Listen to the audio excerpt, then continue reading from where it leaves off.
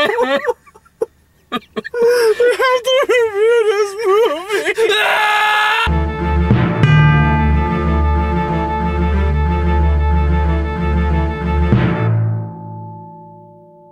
Oh my god.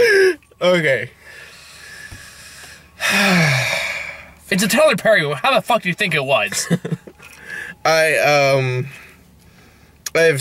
now seen 2 different Tiffany Haddish movies, and I can actually say Night School was way better than this. And I was saying something. And you know what the worst part is? What? I still respect Tiffany Haddish's character in this one. She got out of jail. She got a job. She goes to her AA meetings. She keeps in touch with her parole officer, and she has a healthy sexual attraction to men. Well, let's not go so far to say healthy. I don't think she knows how to behave, okay? But that's you know what? I still respect her way more than that other bitch. You mean all the other characters in this movie? That's not true. The guy was respectable. Yeah. Also got out of jail. Started a coffee business. Gives back to the community by hosting AA meetings. I don't understand what part of that isn't on your fucking list, bitch. Yeah. Who gets interested in a horribly selfish, judgmental, awful human being who is our protagonist. You're like as bad as a Monta Vista girl from 2005 is when I went to high school. Oh, okay. I was gonna say I don't get that reference. Man, where to fucking start with this pile of shit? Okay, let's actually start with the opening credits because they were text message bubbles and this is actually a technical error. They were text message bubbles and they were super distracting, and now even now I now know that I think it was like the executive writer or something like that. I didn't pay attention that hard, I guess. It was like Carol Janning or something. I don't something remember. Like that. There was a Carol. I don't know. I was more like, why is this here? The entire intro of the movie is happening, and these fucking text message credits keep popping up. So every time you're not even really paying attention to what's happening on screen. You're like, oh, what the fuck? What does that say? And then you're just reading the stupid text message, and it's like, that's just okay. Here's some opening credits. It's supposed to do what you're supposed to do, give out the names of people. It's also supposed to distract from what's happening on screen, unless you want them to only focus on the you know what, intro credits. You know who did that kind of well? I feel like Mission Impossible movies do that really well. They do. You're right. They do that really well. Say what you will about them. The Mission Impossible opening credits, at least number 3. Which one was? No, not 3. 4. What was the Ghost Protocol? It's 4, right? That was 5 actually. What was the one before Ghost Protocol? Number 4. Number 4 is what I meant. Alright. Number 4, right? There's all that shit that's happening, but it's like, it's engaging to watch. It's not distracting. So, huge technical error within 5 seconds of showing me the goddamn title. Also, who the fuck wakes up like that? Yeah, I was thinking that too. Who the fuck has a fucking Bose alarm system that plays the most beautiful music in the world, and then you just wake up like you a girl that spent an hour working on your hair and makeup before going on fucking Instagram? Oh, by the way, no, you're right. Ghost Protocol was 4. I was wrong. Instagram, and then just saying, I woke up like this. Oh, no. It's more like, who the hell wakes up and dances in the morning? I'm not even a problem with that. My concern is like, well, I live with 2 sisters, all right, and I can tell you right off the bat, no woman goes to bed and wakes up in sexy lingerie. Now, most women I know don't even wear a bra when they go to bed. It's usually it's like a loose-fitting t-shirt or something along those lines. Because you know what, like, especially when they look like that shit gets uncomfortable. You know, when you see Tiffany Haddish just like definitely just like in a t-shirt and in like some kind of like what's the word?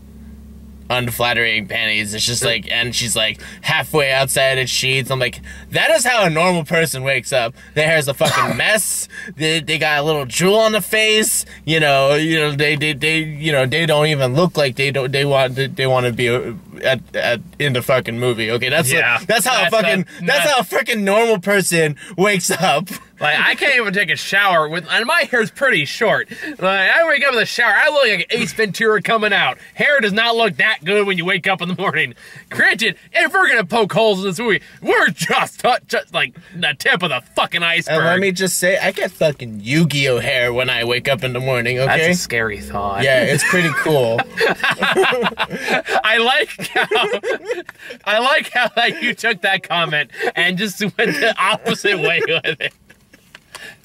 Oh, fuck. Man, that's what Tyler Perry does with his critics. I don't know. Okay, so let's deal with maybe if we compliment the movie enough, he'll take it the other way and be like, oh my god, it's a piece of shit.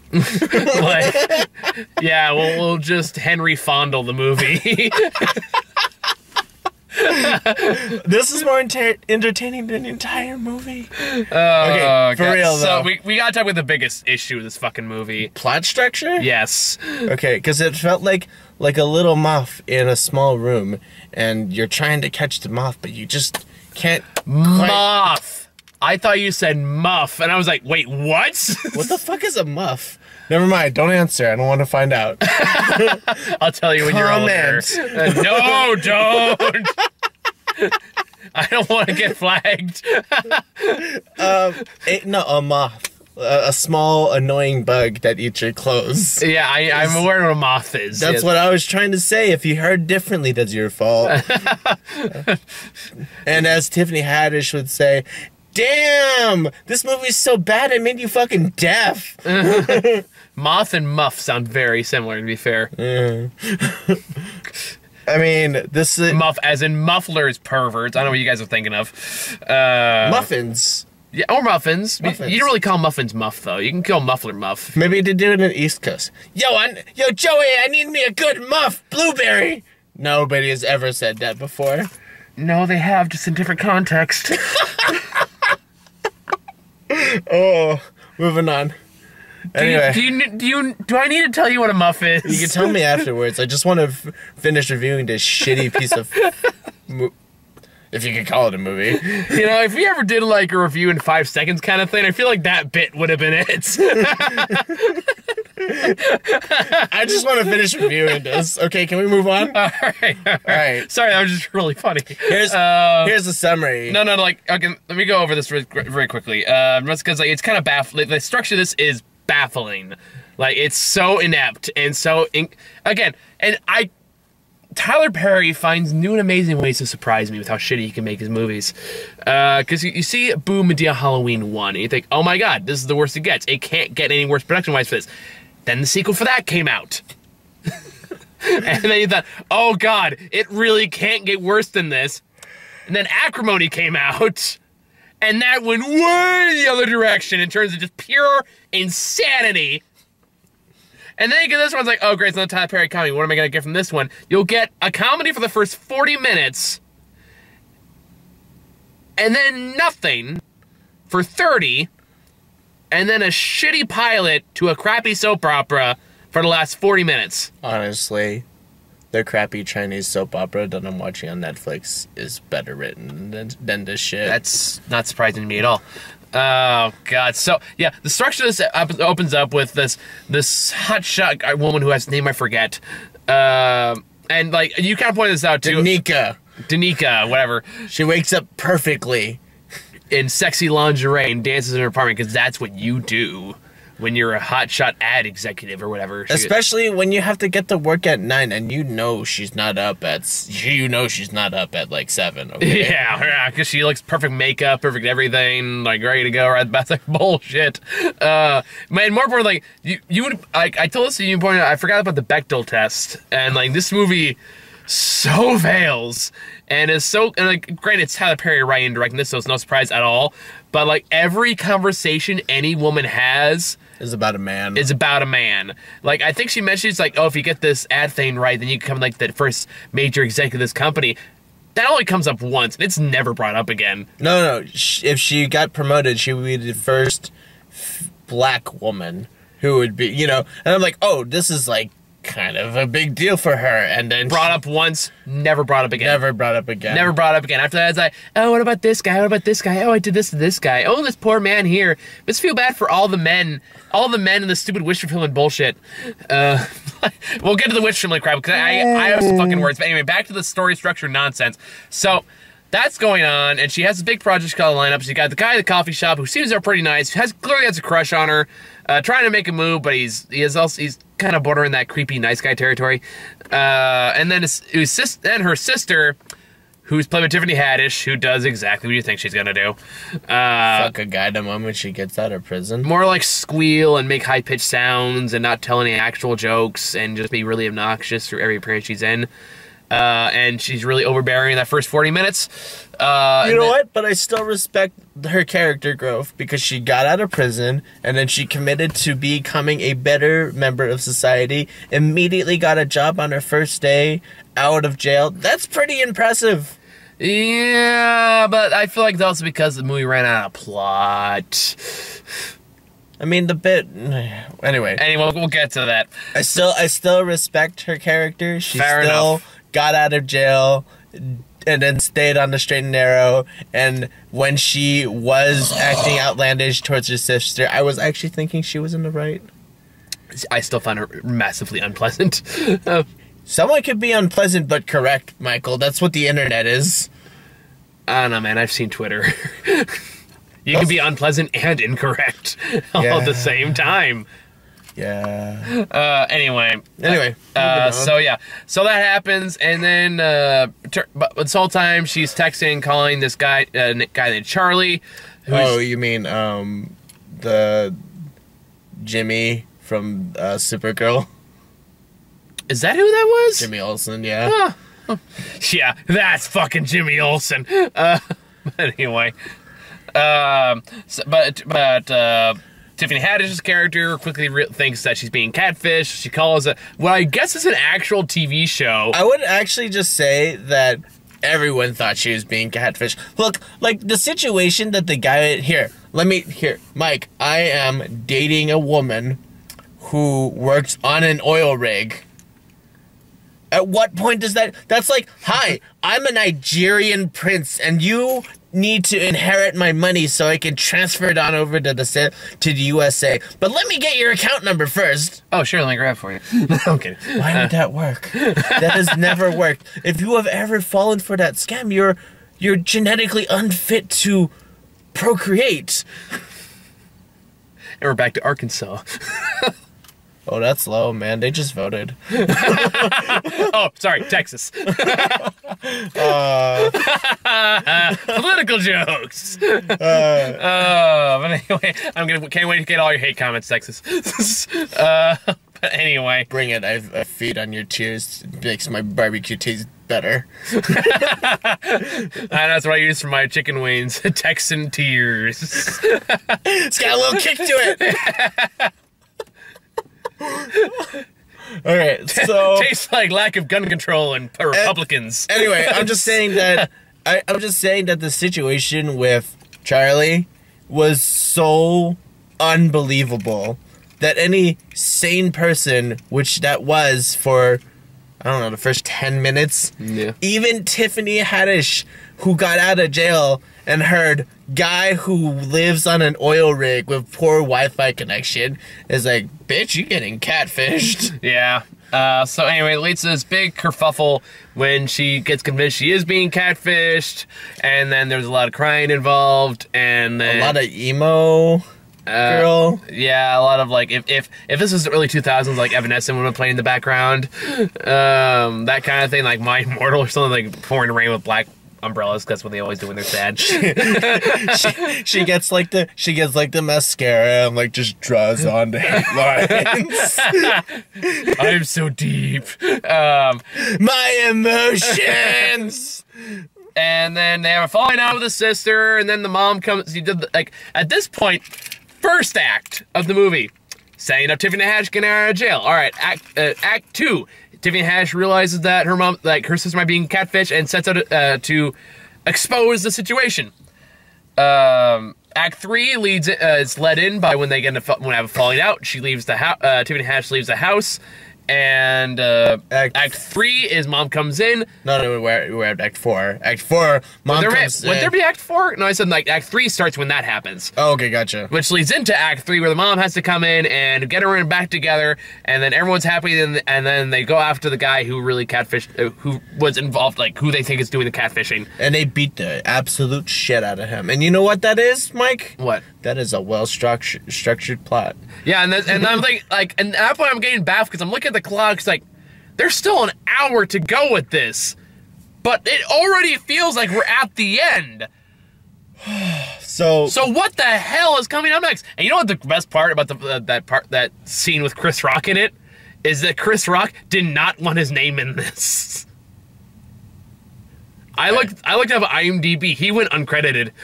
I would. Yeah, I know. Which I feel like it's kind of wrong because he did top 5 a few years ago, which also made horrible fun of Tyler Perry. So I was like, oh man, I feel bad for Chris Rock right now. It's okay, man. He probably just needed the money. I guess it's like, I'll do this, but I don't want my name anywhere fucking on this. Okay, so... And then, yeah, after then there's that, like a whole extra hour of movie that didn't really need to happen. Yeah, and you and I are just sitting there like, the movie's over.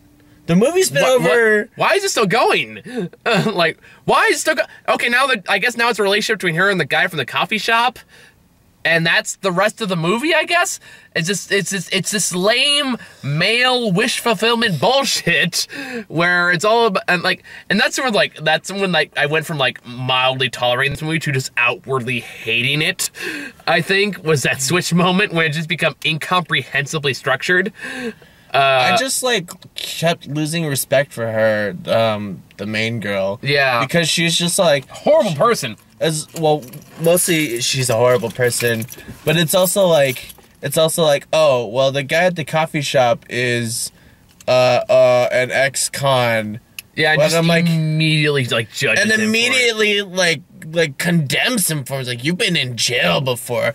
You have a baby mama situation. It's like, fuck, dude, no one's perfect. Yeah, well, but again, it kind of also plays into the male wish fulfillment aspect of this film, which I find kind of disgusting. I'm not gonna lie, because they really break down the narrative of this movie when you think about it. It's all about how a woman has her ideal man. And I don't know, I always feel like whenever I write movies like this written and directed by a guy that's about this kind of topic, I always feel like they place themselves in the role of the sexy guy that, oh, she just needs to look past his flaws, see what a gorgeous, beautiful man he is, and respect him for it. So really, she's in the wrong for not liking him at all to begin with. Wait, no, that's not how that works. Exactly. But that's why it's male wish fulfillment. It's talking about all those nice guys like, oh, if she only just passed me my initial appearance and saw that I'm really just a really cool and nice guy who deserves to be loved. It's the getting out of the friend zone wish fulfillment kind of thing. Oh, you mean that thing that never works? Exactly. Okay. Yeah, it's that kind of bullshit.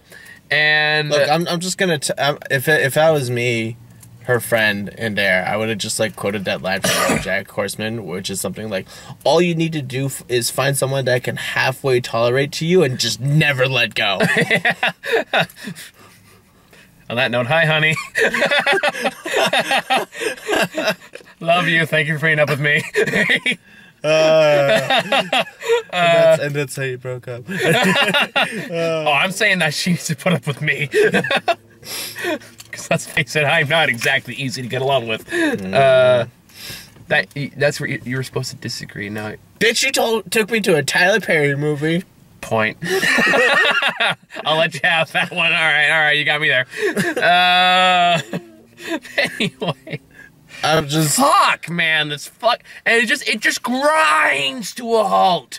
It grinds to an insufferably slow, agonizing, painful fucking halt. To the 3 people who had the bravery to leave the theater about 50 minutes early, I envy you.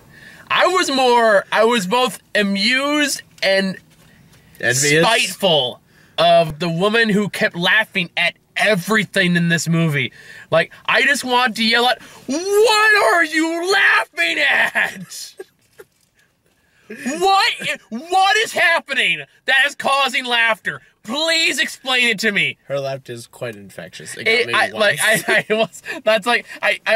where the muse comes in. Like, okay, on one hand, she's having a good time. I shouldn't ruin that. But the angry part of me is going, why? Like, okay, you think Tiffany Haddish is funny. Fine. There was a part where, like, when the real Charlie turns out he's actually real comes in.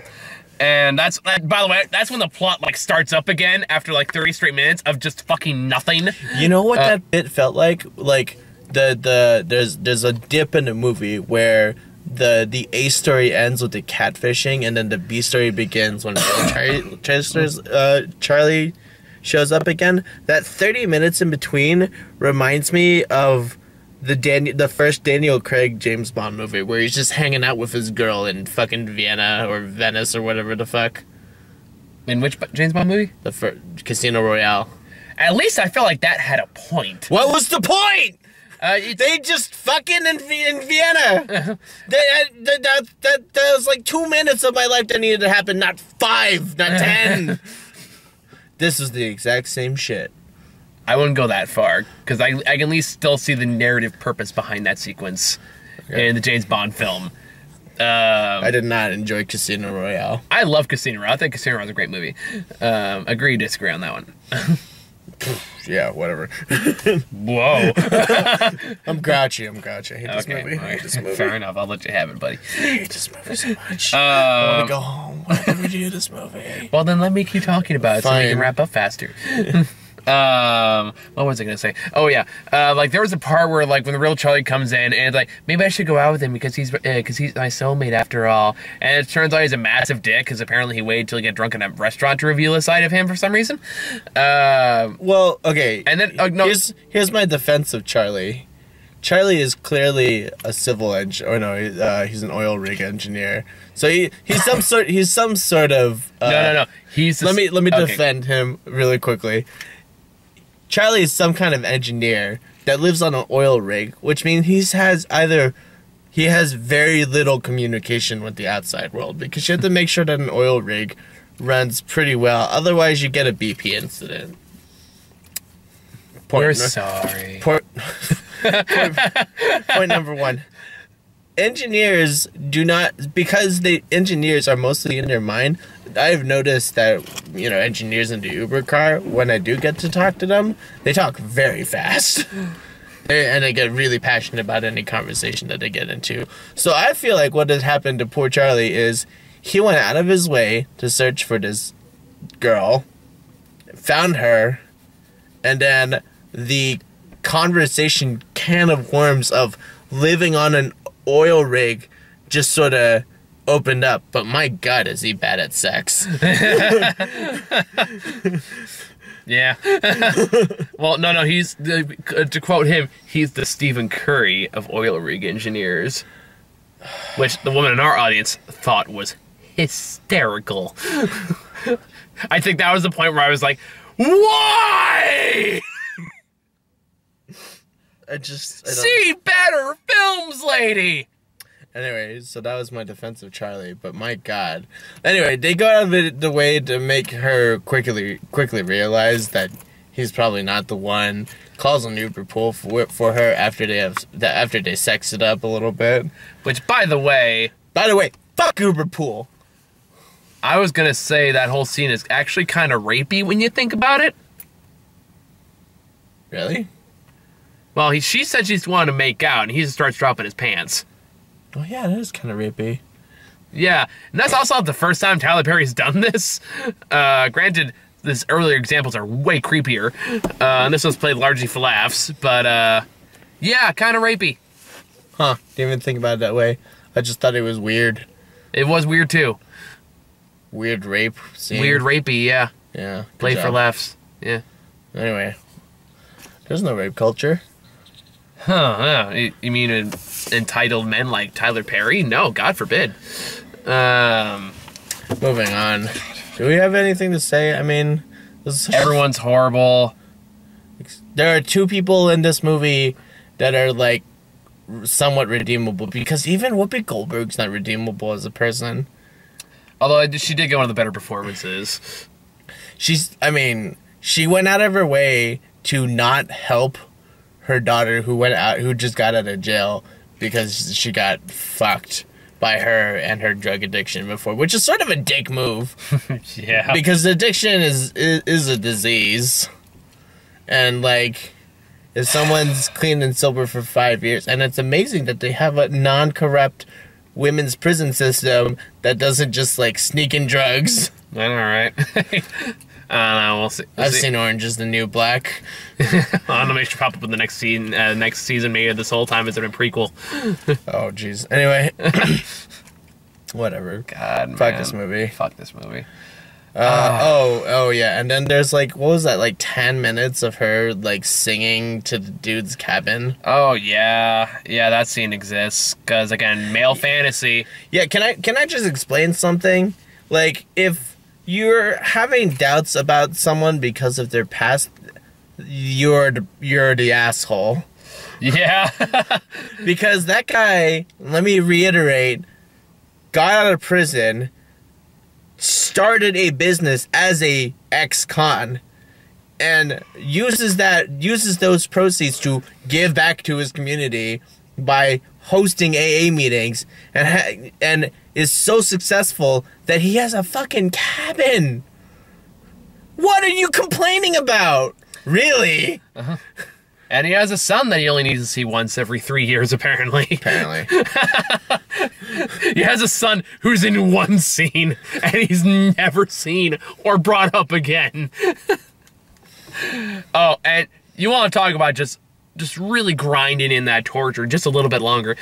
Like, they have the big hurrah hurrah moment where she makes a big gesture of love and forgive me, and they do all that stuff, the kiss in the rain, all that stuff, and it goes to black, and you think, holy crap, finally I can leave, but I already know I can't, because I've seen the stupid trailer so many times, and I know that stupid wedding scene is coming, and sure enough, 5 seconds later, the camera... Literally. Like, Tiffany Haddish says...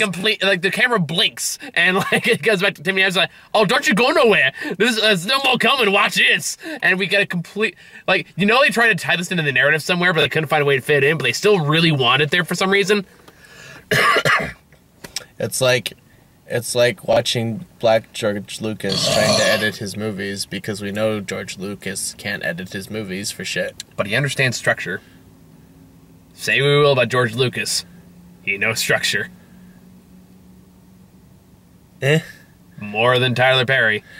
You know what? You should watch that YouTube video about how the first Star Wars was saved in editing.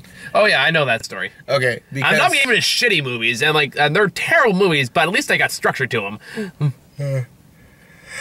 It still exists in a world with clearly defined rules and has a beginning, middle, and end.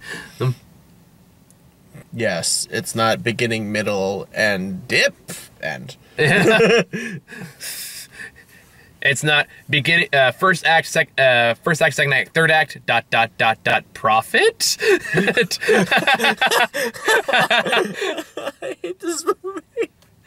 Okay. Yeah. If I had to scale about how much I hated this movie, I hate Emoji Movie, but I hate this movie more. Really? Yeah. This is definitely gonna be in my bottom 10. I don't know where it's gonna rank on that list right now, but I can tell you right now it's gonna be pretty high up there. Okay. I hated Emoji Movie because it was cringeworthy, but I hated this because it was cringeworthy slightly, and everyone was awful, and it had really awful plot structure. I mean, like, I've seen a lot of really awful movies by myself this year. It's gonna be hard, like, that honestly, this might be in the top 3 for worst I've seen this year. Like, I'd have to figure out, I'd decide between that, like, Life Itself and Slender Man. I didn't have to see those, thank God. I mean, as bad as this movie is, it's still not... Oh, and they might be on the same page, actually. It's, like, this and Slender Man are, like, the 2 most bafflingly incoherent films I've seen this year. I don't know, man. Did we see Truth or Dare this year? No, even Truth and... Slender Man was worse than Truth or Dare. That's right. Wait, no, Truth and Dare had a plot structure. It did, and like Slender Man was a hobbled together pile of shit. Yeah, I'm ready to move on to trailers if you are. Yeah. Alright, so a few of these we got before us, so we'll skip some of the ones we've seen before. So we got the trailer for The Upside again, which we talked about already. The Upside is what you said. Yeah. What do you think I said? Not garbled. Muff. Garbledness. If Beale Street Could Talk. Oh, the trailer where half of the time the guy in the movie is always behind some kind of bars. Yeah. It doesn't look that bad. He was either in jail, or he was like, or the other time he was like behind subway bars, or like behind like a fence which had bars on it. And I'm just like, this guy's been behind bars in this trailer, and it's only been 30 seconds in. You know what I can imagine? I imagine the creator of Philibert sitting there like, no, the bars are symbolic. Also, he's black. That's what I imagine. Actually does sound like something that character would say. BoJack Horseman, for those who are wondering. BoJack Horseman season 5, please go see it. Yeah, it's great. Then we got the trailer for Miss Bala, a.k.a. Jane the Killer. Instead of Jane the Virgin. Oh, yeah. Oh, my God. Yeah. Yeah. That one looks kind of schlocky. It's a February movie, I think. Yeah, sounds about right. We got Green Book. I actually do really want to see that one. What was Green Book? That's the one with Cottonmouth and Aragorn. The Cottonmouth movie. I want to see the Cottonmouth movie. Cottonmouth and Aragorn. Yep, they're on a road trip. Well, it's interesting. That movie is interesting because, like, that character or that actual person that Cottonmouth is playing is in a position where he literally has to play a minstrel role to like make a life for himself, and at the same time, like, move the black race forward because it was probably the 60s. I'm looking at his name because I keep saying it wrong. Mahershala Ali. Yeah. Who has made some great career choices over the past few years. Like between Luke Cage, of course, and Moonlight, he was fantastic in. I haven't seen Moonlight. He's also in Spider-Man Into the Spider-Verse, apparently. Ooh. Yeah, he's done a lot of stuff. Like, I don't know how Hidden Figures was, but anyway, the point is, he's a fantastic fucking actor, and like, it's this point. It's like a movie I see him in, like, I immediately get excited for because he's just a phenomenal force of. He really is kind of a force of an actor, and I really respect him for that. I do like in the trailer, the fucking Aragorn like throws out like a fast food KFC cup. Oh, dude! And then he's like pick that shit up. I am so happy to see Viggo Mortensen in a movie again because I haven't seen him in a really long time. Yeah, you gained some weight, I think. Yeah, it could be for the role, it could be for whatever reason, but I know like Viggo Mortensen has like he's been doing like some more indie stuff lately. But it's nice to get like I haven't seen anything he's been in. Like last one was in Captain Fantastic, which I didn't see. Well, I mean that Lord of the Rings money though, right? Yeah, and pretty much. Like I feel like everyone that was in Lord of the Rings kind of said like, you know what, we can do whatever the fuck we want. Yeah, we're set for life. Yeah, I mean, Gandalf just plays Magneto nowadays. Not even. Anyway, now it's on Michael Fassbender.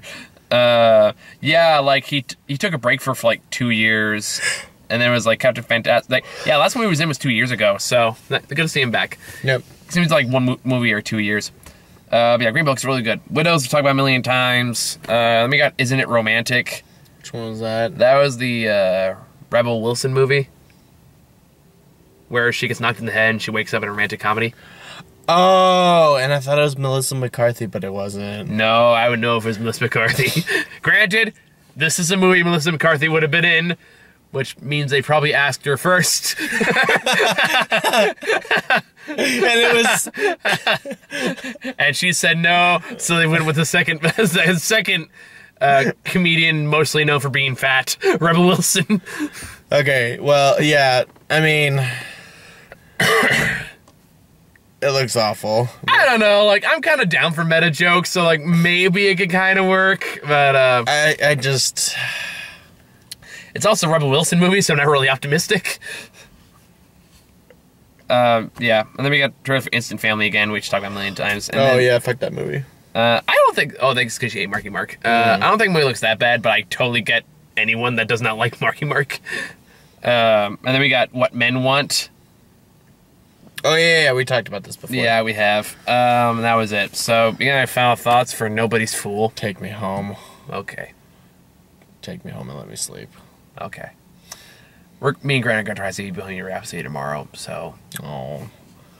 You can come too if you want. Maybe if I finish styling on my project. Alright, sounds like a plan, dude. Let's get you home, buddy. Thanks for coming out tonight. Okay. I'll buy you dinner later. Okay. Not from DoorDash, though. That shit's expensive. No, I don't. Alright, see you guys later. Alright, turn this off.